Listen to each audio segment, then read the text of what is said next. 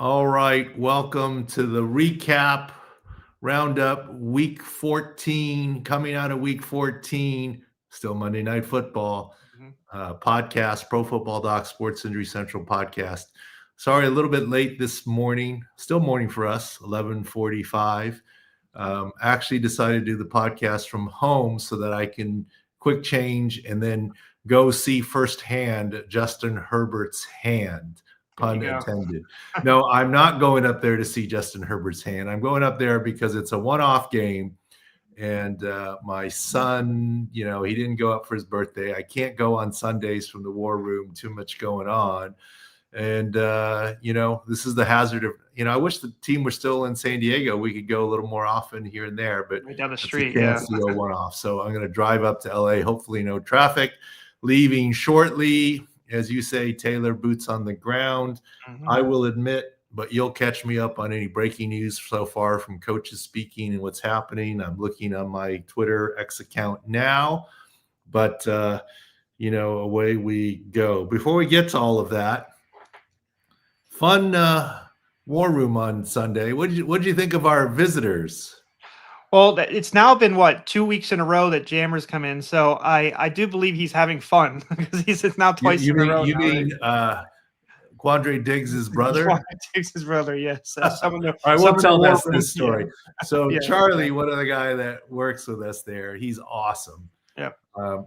It's called an age bias.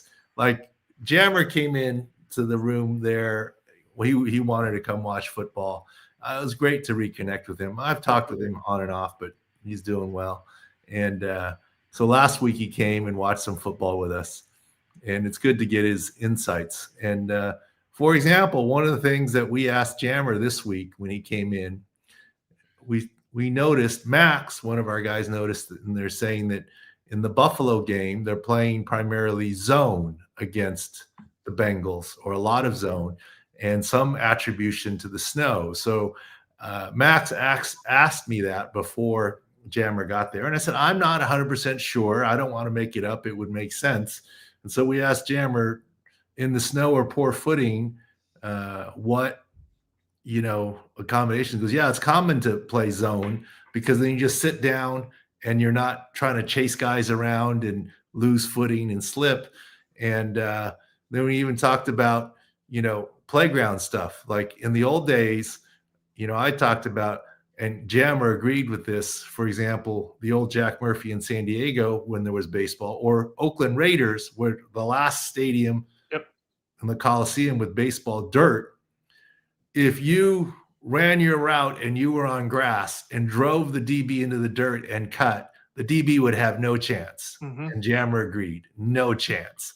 You'd be slipping on the dirt. He said Jerry Rice used to do that to him. Remember, he said Jerry Rice was older and he would still kill him on that because that move. Right, because he'd drive him into the dirt and cut. Right. But that's sort of playground. Go to the tree and out instead of the plan 7-step out or this, that, the other in. It's like go to the dirt and cut, and you're on grass. I remember there'd be like we'd run a sneak or something, and we'd be on dirt, and the defense would be on grass, and we couldn't get anywhere. On the other hand, if we were on grass and the defense is on dirt, you could get 3 yards. I mean, you just push them like a tackling sled. But anyways, Jammer then said, yeah, because you slip. He goes, look, there's even occasions where because of the way that they plow the lines of scrimmage, every 5-yard lines they plow, that you can cut on the 5 and 10 yard markers. The paint, yeah. So there's no snow, and you get better footing than the DB who was on snow. And he says, even if it's not snowing and when it's moist, he said something interesting. People would do this to him and on the numbers, because the painted numbers are slicker when wet than the grass. And even if it's not snowy. So those are some fun things that we learn over time from Jammer. But I don't mean to digress on this. The story really is Charlie last week after Jammer left said, did he play football? He wasn't sure. And I said, yeah, it's Quentin Jammer. He goes, Jammer, yeah. And then somehow it came up that, Quandre Diggs is his little brother. He goes, wait, that's Quandre Diggs' brother? And he was all excited about it, right? He didn't know who Diggs is, yeah. He knows who Diggs is. Yeah. And so when he came back this week, Jammer, I reintroduced him to Charlie in the room as this is Quandre Diggs' brother. And He loved that. Charlie was embarrassed, but Quentin was understandably like, you kidding me? I taught that kid. It was good humor. Good humor. I want to say that Charlie's under there. 21. Charlie's under that? 21. Charlie's under 21. So he's making. He doesn't. We understand why he doesn't know Jammer, but we had to give him crap for that. Yeah, he doesn't know who Jammer is, but he knows Quandre Diggs, and he was excited that he was Quandre Diggs' brother. So I had to give Jam a little bit of a hard time, but really Charlie too, and he was all embarrassed. Yes, it was good fun. But Norv Turner actually helped us. He was there when we were doing our second halftime show when we had our big discussion with Fezzik. We were saying, look, Houston is going to win, especially now the line's gone from 3.5 to 4.5. You got to take Houston. Mm-hmm. And Fezzik was saying, and we love Fezzik, right? The halftime injury show, which it's been almost at 66%, right? 65% winners. Very good all year long, yeah. People should check that out. 11:30 Pacific, 2:30 Eastern during the first set of games on Sports Grid, on X. Book it exact, always 11:30/2:30 Eastern. The second halftime show during the afternoon set of games floats a little bit. We shoot for 2:30 Pacific, 5:30 Eastern, but it depends on the games when they start and end. Remember, there's the 1 o'clock, 1:25. We try and start it before any of the afternoon games come back from half, but we don't start it until later to try and catch halftime of the 1:25 games or 4:25 games on the East Coast. So it's approximately 5:30, 5:40-ish. That's more of a floating time. And Norv helped us there. He broke the tie. We said, look, Houston against Kansas City reminded me of Tampa in the Super Bowl, Tom Brady against Patrick Mahomes. When the Chiefs' left tackle was injured, the right tackle flipped to left tackle. The right guard flipped to right tackle. So you had 60% of all the offensive line never played together in that position. The movement, yeah. And we said that's going to be tough. Now, we should have just said Tampa all the way, but instead we said our guaranteed winner pick was Patrick Mahomes rushing yards because we knew he'd be scrambling. And we hit that over in the first quarter. Easy. That happened again today or last night. He had 50-some plus yards, right? Because he was running for his life because of protection. And, of course, Wanya Morris got injured right first play. Although the backup to the backup played pretty well at left tackle, considering. Surprise. Yeah. Steve Fezzik was saying, and we love the discussion, this is what we want to include you guys on. He says, betting against steam is not a way to make money. You cannot continually bet against steam. And we were trying to say, we're not betting against the steam. We're betting based on injuries or advising based on injuries. And Norv was hearing the conversation, and I kicked it over to Norv. He was in the room. I said, Coach, what would you say to this? What do you think about this? He goes, Houston's a good team. They got a good. He's on Houston. They've been playing well lately. Place the sick pick. We love Steve Fezzik. And the interesting thing that you told me is when Wanya Morris, Steve was like, don't bet against the steam. Don't bet against the steam. And I think it's a very smart play on Steve Fezzik's part. As a matter of fact, Steve's got a lot of followers and clients that he gives out picks to. Absolutely. And this is why he does a great job. He says, don't bet against the steam. But once he saw Wanya Morris go down and saw our post, he sent out take Houston because Houston +4 was still available. It was still the number was still good, correct? He didn't lose anything because the game had just started. Correct, yeah. And he put his guys on some winners and et cetera.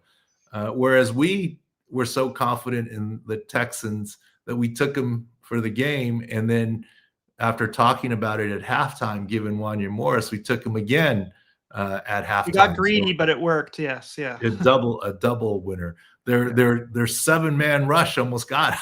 Yeah, the Chiefs 7-man rush. Absolutely. In the third quarter. Chris Jones is playing well. Yeah, absolutely. Yeah. Yeah, but all good. But I really encourage people, check out the halftime show. It's unique because you've got all the stats and data. I try and provide injuries, and Fezzik gives you what's actionable. And that formula has worked to the tune of 66% so far on this season. Live in-game halftime stuff. So check it out. I don't know if who we're having as a guest. I didn't really plan any of this, Taylor. There were just people say, "Oh, what are you doing? What, you want to come watch? Okay, let's go." You know, we Your worked with Moore Rolodex for a is filled while. more than most stock. You have a solid Rolodex. People could hit you up. You know, I mean, Well, you've been through so many lives. You know, people met so many people, right? So no, you know what it is? Been in the business in the industry, but when Jammer says, "What are you doing?" or I said, "We want to come watch some football." It's coming to watch football. It's not putting him on a podcast and on blast. we're not utilizing him in any way. Right. Yeah, It's just yeah, hanging out. And yeah. we do learn things from hanging out. Same with Norv. I mean, he does help us officially, etc. But he was coming to watch football, the afternoon games, after he watched his son at home, passing game coordinator for the Jets. He wanted to watch that at home. And he said, "What are you doing? I want to come by." We didn't put him on the halftime injury chat or podcast. He probably would have done it. But when, in the moment, I was like, okay, we need to break this tie. Fezzik against what we're saying. Coach, what do you You got a former coach in there, and he was fine with it. But I think that's how you build relationships in life. We're not trying to use anybody, but we can add more people. Look, I've had lots of people, a number of people that are friends of mine. One that's an uncle to the kids in my family room a bunch of time watching games, and I don't put him on the halftime injury chat unless he wants to be or what have you. Friends first. But if you guys like that and it's not a distraction, I'll invite more players and people. And look, there's a lot of my friends who've always wanted to just come, but they're a little bit they're betters and fanboy. It might distract us. Crack a beer open. Yeah, exactly. Yeah, they might want to crack a beer open kind of thing. And that's not what we do in the world. Right.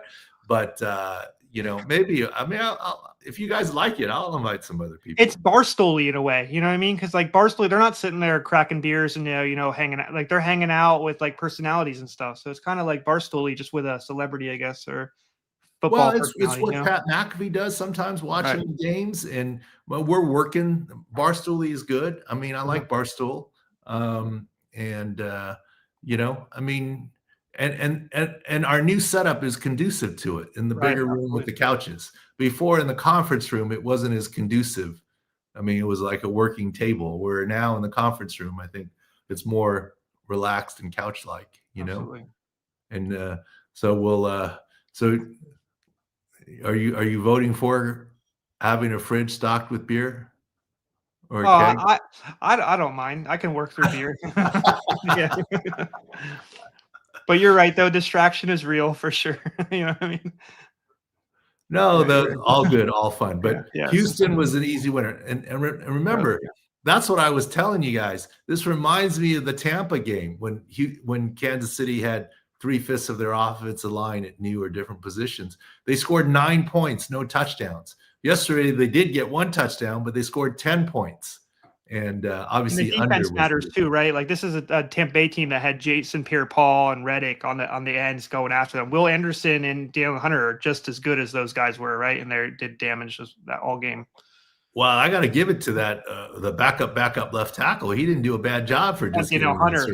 He limited Hunter a little bit. And Patrick Mahomes did an amazing job. They only took 2 sacks because he's so slippery. Like you know what? Patrick Mahomes is not fast, and he tweaked his knee. You saw him getting the heater on his knee and so forth. But they always say you don't have to be faster than the bear, just faster than the guy next to you, right? He was just fast enough to get through cracks, and he, I think, 7 rushes for well over 50 yards, and he escaped pressure a lot of times, and the drop balls were because he wasn't throwing it at the typical time receivers were moving around. Yeah, exactly. He was throwing it late because he was avoiding the pressure, and he was shotgunning the pass. It wasn't spinning the right way as usual. He didn't hit them like Kelsey out in front. He hit Kelsey here, and he ended up with the interception behind him. And Rashee Rice had drops. And yes, Kelsey should catch that. Yes, Rashee Rice should catch those balls. And but they're off kilter. Patrick Mahomes is here in stride and yak instead, or here away from the defender. But because he was throwing off platform and rushed, he threw here, and even that Kareem Hunt throw that Kareem should have gotten for that key. Oh, the one that was behind him. Yeah, he wasn't expecting it. He's backpedaling, and it came in a little bit hot. He had to throw it hot to avoid the tip pass. The other choice was throw it up on an arc, but then you're going to get Kareem Hunt killed with the linebacker coming up. So he threw it hot, and Kareem Hunt wasn't quite ready as he turned around and wrong-footed him. So those were drops, but that's because of the pressure, right? And the quarterback hits and hurries. But anyways, the running is interesting. Before we go on the rundown, the running is interesting because you always said Mahomes is a very good runner when he needs to be, and I think Chris Collinsworth hit that on. He was talking about that. He's a good situational runner. He doesn't just run because he. I like that term. I'm going to steal that situational runner. That's what we're telling. That's what you say. Jackson Dart. You can't just run when there is a hole. You can't always run as part of your offense. Situational running.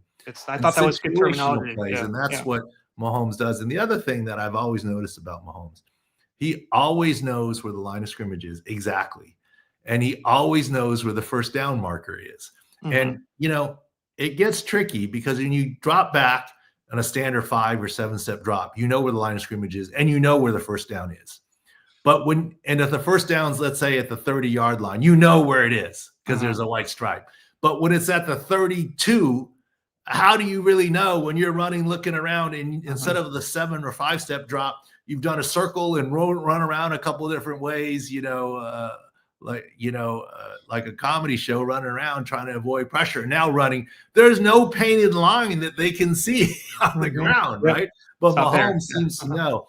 And Mahomes also takes advantage of all these pump fakes as he may be running, but he's and they're not even be a receiver, and he just holds his arm open and the linebackers freeze, right? That split second.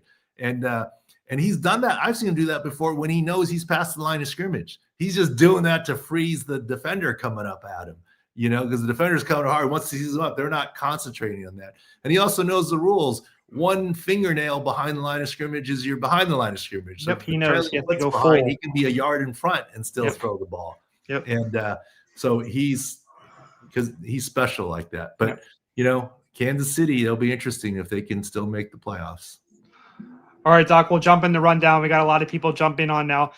Honestly, Doc, we could call this the Indianapolis Colts rundown, right? My first 3 people on this list are all Colts. Well, first, jumping obviously to the obvious one, Daniel Jones. They did confirm the Achilles tear, and they said surgery is scheduled for this week, which is normal, correct?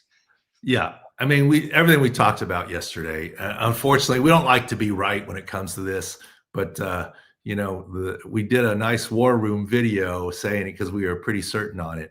But the Colts didn't give us a lot of run. They said Achilles. They didn't say rupture or the rest of it, but everyone assumed that once they said that. And that's really unfortunate for Daniel Jones. And we talked about he can play next year, not necessarily 100% and running it in the beginning of the season, but he can play. But when you lose a lot of the offseason, it makes it less likely, less marketable in free agency.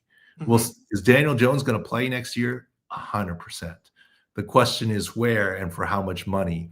And right now, leader in the clubhouse might be the Colts again on another short-term deal, 1 year, 2 year, or whatever. He knows the system. Shane Steichen likes him. The question now is, who's next? Next man up. Riley Leonard apparently has a knee injury. I haven't seen the video for that. And Riley Leonard, who hasn't got a lot of first-team reps this whole season, maybe could do better. They apparently like him there in Indy. But we'll have to investigate the knee injury. Anthony Richardson is not ready. Can you fracture your eye socket and play in a couple weeks? Sometimes you can, but if it affects your vision, you can't. Apparently, he's not cleared and not ready to go. There haven't been any reports or sightings of Anthony Richardson, so that's a no. So they're going to have to bring on someone. They have one guy on the practice squad, but, teams roll with 3 quarterbacks, at least 2 on the regular. They need another one, yeah. They're going to sign someone. The question is who? We talked about it in the room. Matt Ryan off the announcing. Look, you can't trade for anybody. You can't go get Joe Flacco unless he's waived and no one else picks him up ahead of you. You can't trade for Joe Flacco. Yeah. He has to be waived. Matt Ryan, you could sign off the announcer's desk. You guys in the room were saying Phillip Rivers. Phillip Rivers is a great choice. Shane Steichen loves him. He's the Absolutely. right guy. It's December. They're trying to make a Game run manager, playoff kind of thing. Yeah. He's done with his high school football coaching. It's perfect, except it's probably 2 years too late. Yeah. I mean, all right, I'll tell you. I don't think this is betraying confidence. I don't think Philip will care. Out of fun, we text all the time about his high school player injuries. So I said, "You see Daniel Jones' Achilles?" And I said, "Shane call you yet?" And he texts back, "LOL." He goes, "But I might go out back and throw the ball a little bit." Yeah. I said, and I sent back a laughing emoji, and I said, I don't think I want to show the text in case he's got the message. But anyways, Yeah. then I said, the throwing isn't what I'm worried about. It's the rest of it. Yeah. And he said, yeah. The recovery from day to day is an issue, right? Yeah. At his age. Yeah. Yeah. But I've been reading now Gunner's getting a lot of visits. He was at Auburn earlier in the month, last month. So that was his second official visit. So they've been growing around the country. And his son, I just love that his son has the same exact arm mechanics as his dad. I think that's so Oh yeah, interesting. don't change it, right? I love that. Yeah. One situation, I feel like if you read the report, you go bad situation for Jones, even worse maybe for Leonard if you have to go to even down the depth chart for quarterback. But this new information for Chavarius Ward is huge, right? So Steichen added at the end that he's in concussion protocol. This is his third concussion protocol or concussion this year. Remember the first one he had early in the year. The second one, remember, that was that freak play that he ran to the tight end in the middle of the field. And now that is crazy, right? That's nuts. And that was the one that led to IR. And now the third one. Remember, I tried to tell you a comparison. Like if you get in trouble at school, you get slap on the wrist, you get suspended, and then there's expulsion. Are we at the expulsion stage for Chavarius Ward? Well, let's not go expulsion. Expulsion is never back at the yeah. school again. Yeah. Expulsion maybe for this school year, maybe. Yes, that's well, can't limit it. Yeah. No, the rule. No, all concussions are different. Not saying they're the same, but the rule of thumb is the first one out at least a week. Okay. Right? And remember the words "at least." The second one out at least a month. That's why we said Chavarius Ward is on IR, and he was. The third one usually means season, and this is a big one. This is season ending for Daniel Jones. Now Chavarius Ward is big because why? Sauce Gardner several weeks too. Correct. It was when Sauce Gardner went out. We didn't downgrade the Colts that much because you said, well, Ward is back. He's a number one too. Yeah, he's the number one. And, you don't have – it's good to have Sauce, but it doesn't hurt them as much. But now with Sauce out and Ward out, yeah, this is going to hurt the Colts. And they already we just talked about the offensive issues. So now you're hitting both sides. So like this is crazy, Doc, that you went from a Colts team that had a bye slot in the playoffs to now they're looking on the outside in after the after the Houston game they're on the outside looking in, right? Yeah. And so much for our plus 500 Colts to win the division from the beginning of the season. We should have hedged that when Do you know what Fezzik lesson I always replayed in my mind? He gave it to us yesterday. He's like, you had Daniel Jones this is a prop lesson for overs. You had Daniel Jones that was clearly going over in all his season props. He was an MVP conversation, and then he gets injured, and now all the unders hit now. So he's just a cautionary tale, Doc, right? That you could have a great year, and then something like this happens. It's hard to do season-long overs in betting in the atmosphere, right? Yeah, and this was a case certainly where judging the reaction was correct, the way he slammed his helmet, right? But it's not always that way, but this certainly was a case of that. So that's too bad for him. The other really bad injury that's, they're saying ACL, but I think it's ACL and more for Zach Ertz. Zach Ertz, yeah. We've talked about it's career threatening, and for him at the age of 35, potentially career ending. So we'll see about that. I got a Bengals report now, two big ones. First, they've already ruled out Trey Hendrickson for week 15. That seems like an injury. This is the end of the year. We talked about it's 3-10 for the Bengals. They're still in it. They're not out yet. A path to the division. Yes. The big one that I want to talk about, we talked a little bit about Tee Higgins. He just returned last week from concussion. They were talking about multiple concussions with Chavarius Ward. Now we're doing Higgins now. Higgins was just placed in concussion protocol again. He just returned. Oh, he just was. Yes, he just. That's the news that just came in. Yes, that's why it's a big right now. I talk about it. So this is another one that is multiple weeks. He hasn't done the IR yet, but this seems like this might be the next step. Or tell me your thoughts on him coming have another one again. Yesterday, in game, I tweeted out on his second concussion check for the game, the way he hit the back of his head and the way he grabbed his head and whatever. I said, unlikely to return. He did return. I'm not saying the Bengals committed malpractice. I am not saying the Red Hat did the wrong thing. I'm saying could it be explained that they were overly cautious in checking him because he just cleared concussion protocol on Friday? I think it would be wrong if he wasn't checked. Okay. He was checked, and he was checked a second time. Twice, yeah. I didn't think he'd come back to the game, but he did. So he must have cleared. And what did we also say? He's going to get checked again the next day and after the game. And now guess what? He's in the concussion protocol again. Right. So I don't think there's anything wrong with how they handled it in the moment, assuming that he passed all the protocol tests. But like we said, we don't delete tweets. I was surprised that he returned, and it sounds like for good reason. If he's in concussion protocol because he's determined that he was in a concussion, as opposed to the abundance of caution thing. Yep. If he had another concussion and this is why he's in the concussion protocol, he's done for the season. They will not put him back on the field for another month, which is the season at this point. Right, exactly. He's going on IR. Now, I suppose if the Bengals make the playoffs miraculously with him on IR, then he's not done for the season. He could come back for the playoff game. True. But he's done for the season. Long shot, yeah. I mean, how disappointing. One game for Joe Burrow with his top two wide receivers. Can't have his two receivers, as I was about to mention next. Yeah, it's so hard for him to have both. One suspended. Tee Higgins the first week, no Jamar, then Jamar and no T, It's a struggle for him, yeah. Yeah. Fantasy playoff stock. Remember, we talked about. We just found out you were a couple weeks ago. We do need to check. Did you check it? Am I in or am I out? I do you want me to check live or we'll check later? Check it live. Okay. I ain't afraid. I don't know. This is probably not final yet.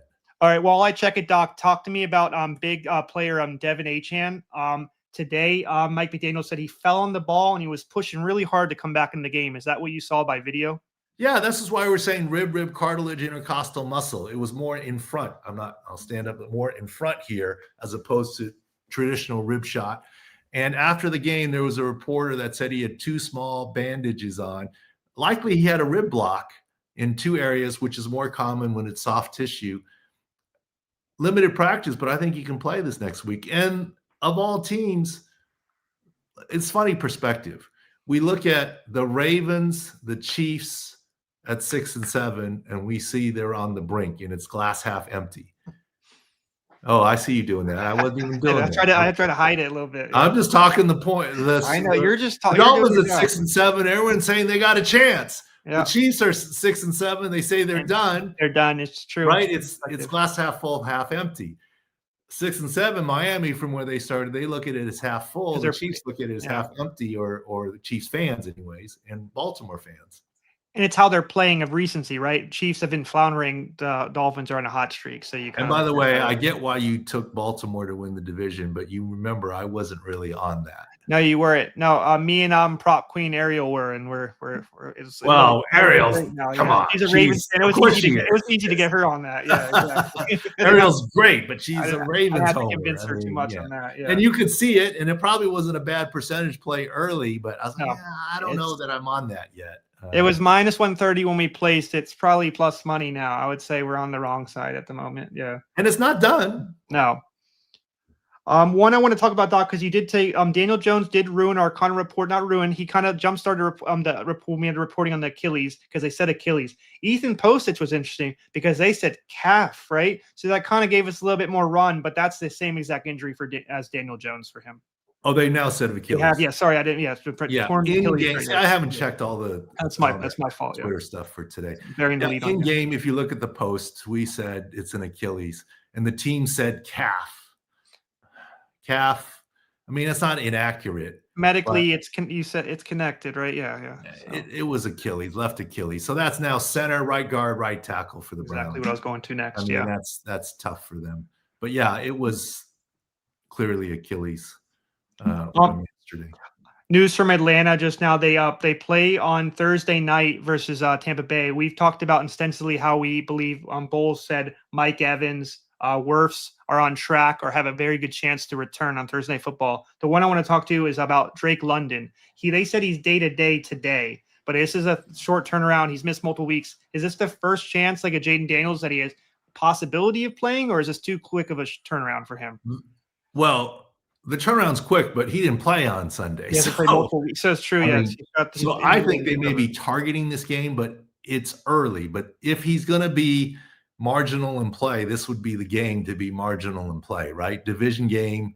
And if you look at the records, they have been eliminated, though. That's why I do want to mention the Falcons have been mathematically eliminated as of yesterday. Oh, they were? Yes, they were. I did not know that. Yes, they were. The 4-9. Yes, they were mathematically. Oh, then I'm wrong. Then there's no point in pushing him to play then, because he's their future. With the PCL, you don't want to turn that into a more long-term situation. I think he's unlikely to play. I think Drake London would try and play if there was something to play for, but I don't see it.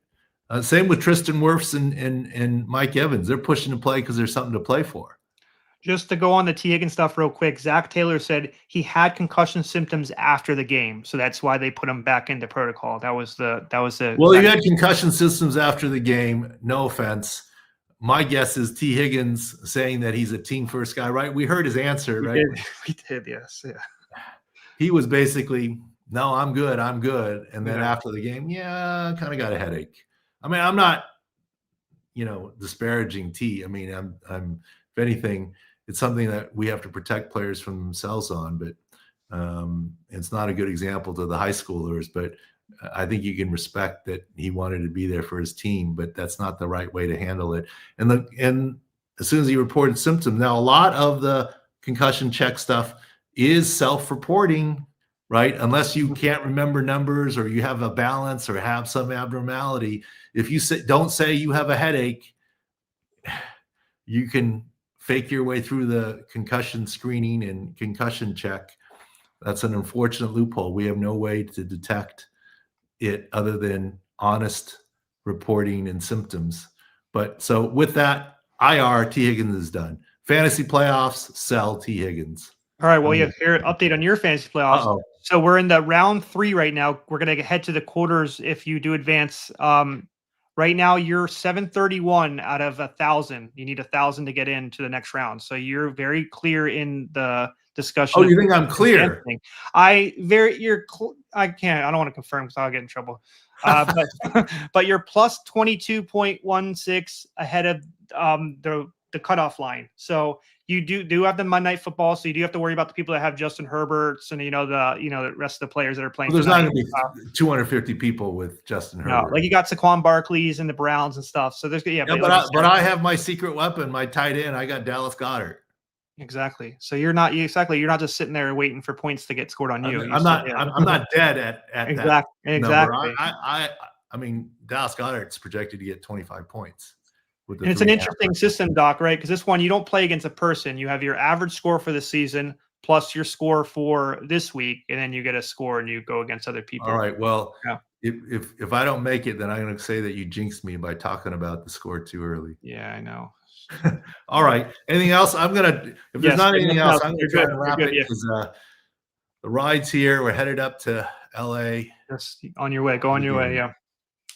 All right. Have fun, Doc. Just like and subscribe. All these insights that are coming out even after the podcast will be at SickScore.com and Sick Picks as well. We have multiple Sick Picks coming out throughout the week. Go to SickPicks.com, SickScore.com, excuse me.